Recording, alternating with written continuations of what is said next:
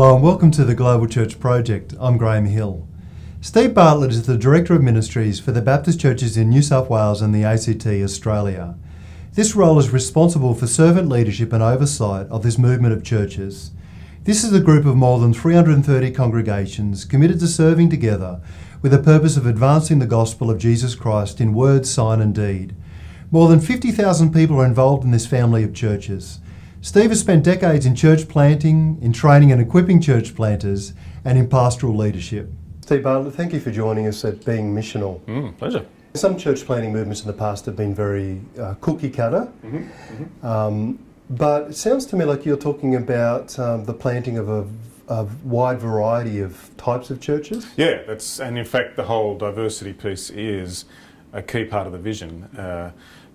And not for the sake of diversity, but we recognise that it takes different types of churches to reach different types of people. And not only that, different types of communities. I mean, planting in a rural village will look very different to planting in a city, Sydney, or in a greenfield suburban outskirts of one of our major cities. So what will work in a village setting might be a work in a home that will never ever pay staff, but will be a vibrant ministry in that context. And of course, and so there's quite a range of models that can be pursued. And we very consciously want to say there isn't a preferred model. Well, the preferred model is missional, but whatever shape that takes is in very large measure determined by the community that is, or the subgroup or the tribe that are seeking to be reached with the gospel. After all, that's the way Jesus came to us.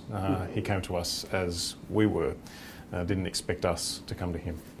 I think you do a pretty rigorous assessment process of whether someone is suitable for church planting.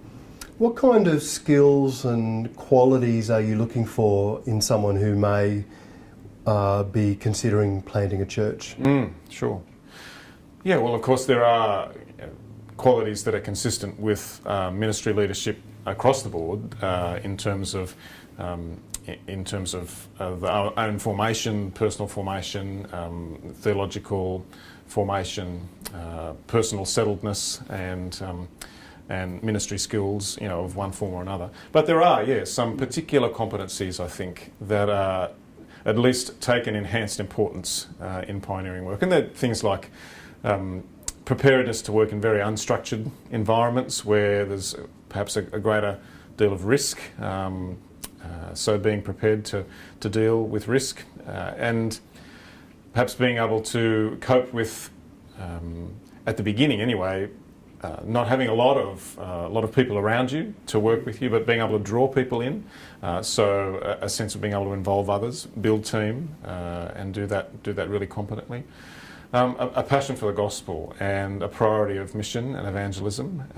The reality is that church plants, by and large, the stats are showing us, are more rigorously missional. And in some ways that's no surprise, because if you're starting with no one, then you're going to grow, at least hopefully in part, by people who are coming to know the message of faith for themselves for the first time. So a real commitment to that, and to model that in their own lives and experience. And probably the other thing that comes home to me too is a sense of faith and a real strong belief that God is going to do something here. And despite the fact that there might be quite significant setbacks or things that need to be dealt with along the way, there's an unshakable call and sense of conviction about what God has called me to do as a pioneering worker. What works in churches that are doing leadership development well? Yeah, well, we're in the midst of doing some research around that, and of just starting to pull together the threads of it at the moment, actually, so it's quite timely. There are a couple of things that particularly stood out to us. We researched across groups of pastors, across particular leaders in our churches and affiliated groups and beyond as well, and also looked at some particular case studies of leaders who'd been effectively developed in churches and churches that were doing this really well. And we even went to one of our assemblies and spent some time in groups and got general feedback about that too. And what I found quite interesting about that feedback was the consistency of it. And I can think of three things in particular that have stood out to me. One is the sense of intentionality about building a leadership culture in the life of a church, where the task of leadership development is not something that's just off to the side and an extra thing on an already very busy load of a pastor, but it's championed by the leadership of the church, and it's recognised within the life of the church that this is something that our leadership will give time and energy to. And so when it's talked about in the life of the church, it's understood that this is important. So over time, it takes time to build that culture, there becomes a sense in the church that we do this because it's important to do this as part of who we are. So the intentionality about leadership development culture, I think, is very important. Something else that we noticed was there was a very consistent feedback about the essential place of spiritual formation, disciple making,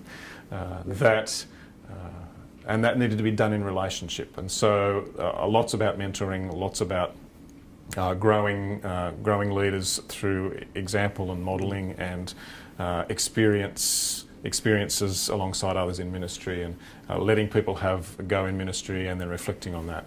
But all in the context of this is not just about learning tasks, this is about growth in discipling, in following Jesus.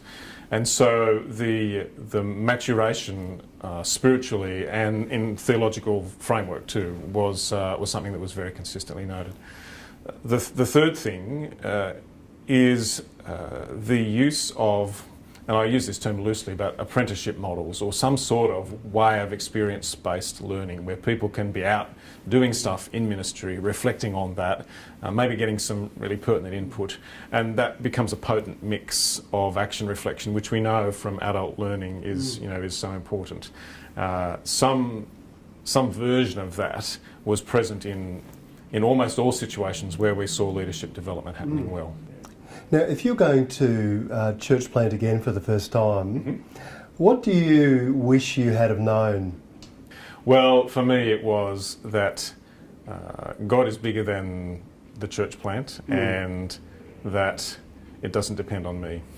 And for me, just resting a lot more in that, I think I would, as a definitely older and hopefully a little bit wiser person, would say, yeah, I think I would put into practice more my conviction about the sovereignty of God in all of this, and perhaps not get so wound up as I did at times in the early days. Yeah. Is there anything else that you want to share with us today?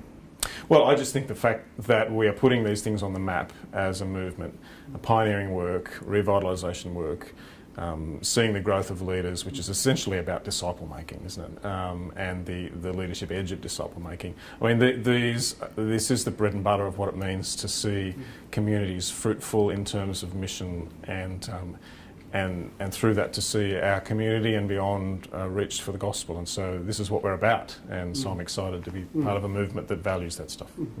Steve Bartlett, thank you for joining us at Being Missional. Pleasure. The Global Church Project is located at www.theglobalchurchproject.com. On our website you'll find a wide range of interviews and resources for colleges, universities and churches. I look forward to your company next time. From me, goodbye.